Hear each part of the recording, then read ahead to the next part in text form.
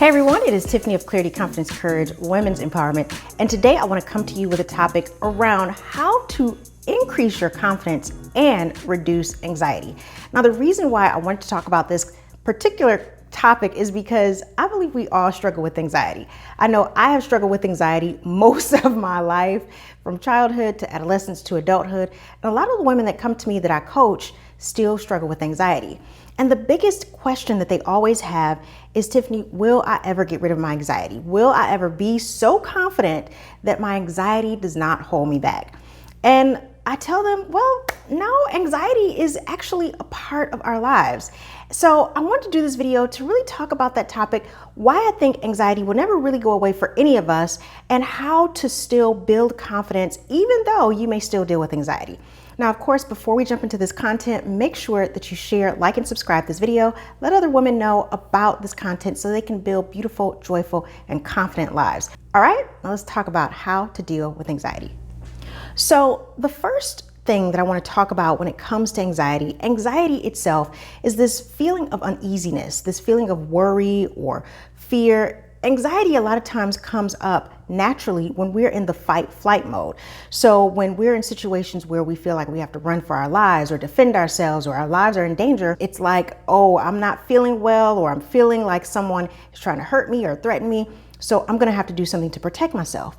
What anxiety does, it alerts you. It tells you, like, yes, there is a real threat, there is a real fear, and you need to do something about it. So from that perspective, anxiety isn't necessarily bad. Anxiety is a part of our actual human function as a part of our alert system to let us know when we're in danger, when our life is in danger, when we're being threatened, and when we may have to take action really quickly in order to protect ourselves. However, in this day and age, a lot of people are constantly under the feeling of anxiety, even when there is no threat, even when their life isn't in danger. It's day in, day out anxiety due to stress, due to these stressful lives that we have, overworking ourselves, eating really poorly, having a poor diet where we're not getting the nutrition that we need, not getting enough sleep, and just feeling this feeling of worry for different reasons.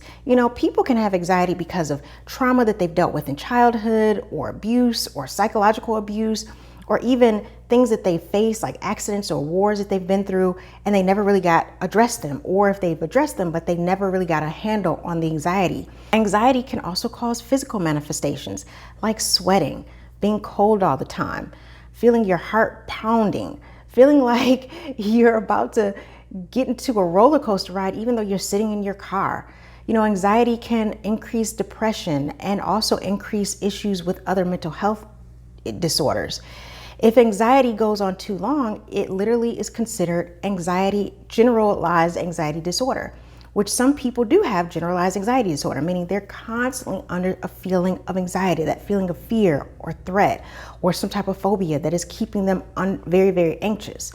So anxiety in and of itself, although from a normal perspective isn't bad, but when you're going through it every single day, day in and day out, feeling anxious, then yes, it can take a toll on you physically, mentally, and emotionally. So a lot of women wonder, well, Tiffany, if I can't get a hold on my anxiety, how am I going to be confident? How am I going to live a life of my dreams if I'm feeling this feeling of anxiety for whatever the reason is?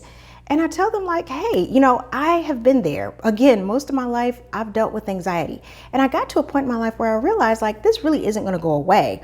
But I know that I have the power to make sure that I create a regimen for my life where I can not only deal with anxiety and stress and all those factors, but I also am being proactive to create a life where I am building my confidence, building up my self-esteem, and really building up my mental and emotional and physical strength, so that when the anxiety comes because of stress or whatever it may be, it doesn't hit me as hard. It's almost like I've prepared this buffer around me so that even though life will give me those knocks, even though it'll hit me and push me sometimes, it doesn't completely knock me down. It doesn't completely destroy my confidence. So you can have confidence in your life and still have anxiety. It doesn't mean that you're not a confident person. It doesn't mean that you can't handle stress. What it means is that sometimes you're going to be on a spectrum. Some days you're gonna have high anxiety. Some days you're gonna have low anxiety. Some days you're gonna have high confidence. Some days you're gonna have lower confidence. And that is perfectly normal.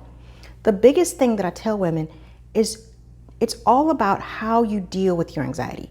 It's all about the work that you put in and day out to practice building your confidence, building up your self-esteem so that you can, again, build that buffer in order to really deal with anxiety when it comes to you. So here are 5 ways that you can start to build up your confidence while also decreasing your anxiety, which will lead to a better, happier life.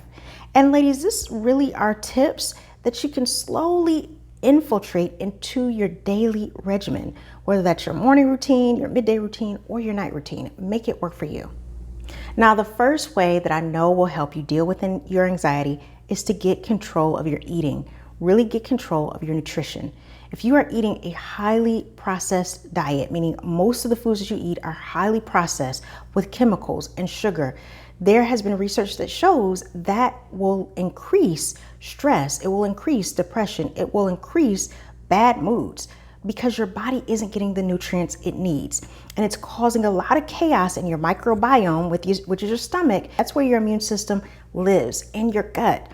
So when your body is not getting the proper nutrients, it's not getting the proper bacteria that's supposed to be in your gut, it affects your whole body.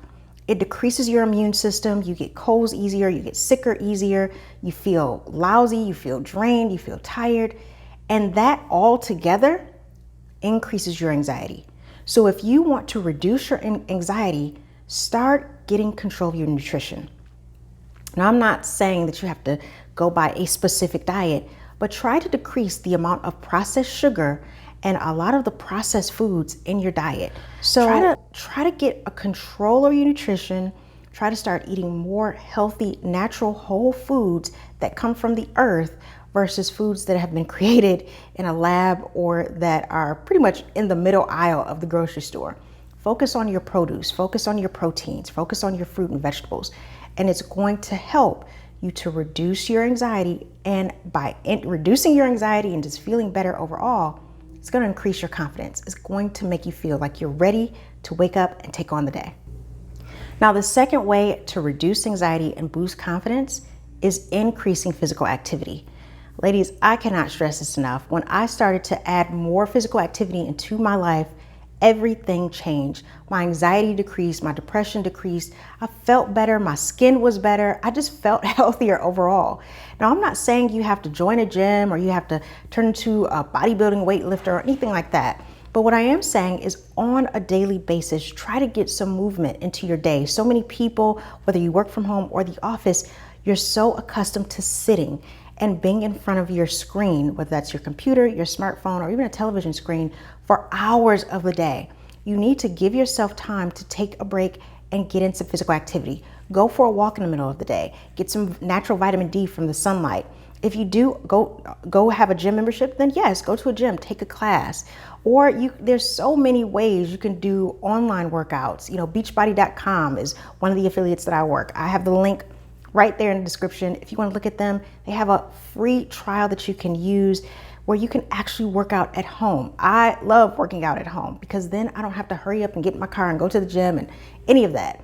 So ladies, at the end of the day, physical activity is it. You want to make sure that you're getting enough physical activity so that your body is getting some movement so that you can really reduce your stress, reduce anxiety, increase the happy hormones in your body, which research has shown that that's what physical activity can do, and can also make you sleep better at night. So getting physical activity will reduce your anxiety or reduce your depression, it'll make you feel better, it'll help you sleep better, and overall, it's going to make you feel good, and that is going to boost your confidence. Now, the third thing I want to talk about is meditation. Meditation really reduces anxiety. The reason is because meditation forces you to sit in silence, really take accountability for your breath, and really bring all your awareness to yourself. What meditation does, it boosts self-awareness. It calms the mind down, and it gives you an opportunity to reflect. When it comes to meditation, there's so many different types, but the simplest way to meditate is just to sit in your chair, calm your mind, take some deep breaths in through the nose, out through the mouth, and really allow yourself to get calm. And then think of something that makes you feel calm, just a word, and say it over and over and over again, whether out loud or in your mind. Maybe that's love.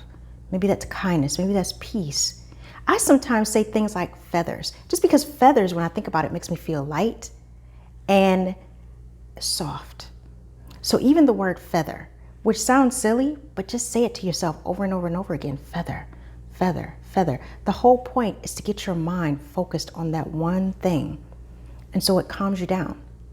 You know, what meditation really does, it gives you a path to self-awareness. And the more that you're aware of yourself, the more you allow yourself to be aware of your own breath, to be aware of your own peace, and the more you get comfortable with that peaceful feeling, the less likely it is that you will allow the world to come and get you and take you down that path of chaos. Whenever you're feeling low, always go back to your meditation practice. It's going to help to reduce the anxiety. It's going to help to give you a sense of awareness. And it really does make you feel like everything is going to be okay.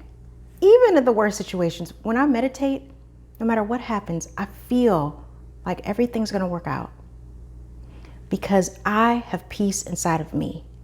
No matter what's going on in the world, my meditation practice has cultivated a sense of peace inside of myself. So the world can be chaotic, but peace lives within me. So start developing a meditation practice. You can start just 5 minutes a day and slowly build it up. And the crazy thing is, sometimes you'll meditate and your brain will be so active, it takes so long for you to calm it down. And then other times you'll meditate and you'll go right into it, where your mind will just settle. And that's all that matters. Now let's talk about journaling. I love journaling. I wake up every single day and I journal. I write 10 things that I'm grateful for, my intention for the day, one affirmation, and then I kind of just write down my thoughts every single day. And what journaling does, it gives you an opportunity to reflect on your day, to reflect on your life, to get out some things you didn't even realize you were thinking about. And it really helps you get clear on what you want your life to look like, what's some things that might be bothering you, and really how you feel. It gives you a space where no one is watching, no one can hear you, where you can write out your feelings and your emotions. Definitely get into the practice of journaling. It's going to help you to reduce your anxiety, and it's going to help you build up your confidence, because you absolutely have a place that you can reflect, you can think, and you can express yourself without criticism or judgment from others. Lastly, positive social interaction. We are social creatures and we need to interact with other humans. Now, of course, on different levels. But what's important is that you have a group that are positive people, people that cheer you on, people that are supporting you, whether that's an interest group or some type of physical activity group like a boot camp, or maybe your running group, or maybe it's a spiritual group. Whatever type of group it is, make sure that you're involved with people that really bring you up. When you're around them, you feel good. They cheer you up. And some of these people don't necessarily have to be friends or family members. They can just be people where you all share the same interests. You come together for one specific thing, but being around them makes you happy. Maybe it's a book club. The point is, find a group. If you don't already have one, find a group that boosts you up, that makes you feel good, that gives you an opportunity to distract your mind from all the chaos of the world, where you all can get focused on just celebrating life and being happy. Trust me, having that outlet of a fun, positive group of people is going to reduce your anxiety, and it will boost your confidence, because you'll be around people that respect you, that care about you, and make you feel like you're enough, like you matter, and that you have value. So definitely make sure that you find a positive group of people to spend your time with. So those are my 5 ways to boost your confidence, decrease that anxiety, and just know, ladies, it is okay to have anxiety. You can have some anxiety and still be a confident woman. You just have to learn how to create a regimen in your life to buffer yourself so that the anxiety doesn't hold you down. It doesn't hold you back, and it doesn't impact your life in a negative way. You want to make sure that you have control over your anxiety so that it doesn't completely control you. Now, if you're in a place where you're really ready to move forward with your life, you want to control your anxiety, you want to learn how to create these types of regimens, then definitely click my link to get on a free coaching strategy call. It's a discovery call. We'll see what your challenges are, where you want to be, and how possibly working together might be the next steps. All right, this is Tiffany of Clarity, Confidence, Courage. I hope you have an amazing day. As always, share, like, and subscribe, and I'll talk to you soon.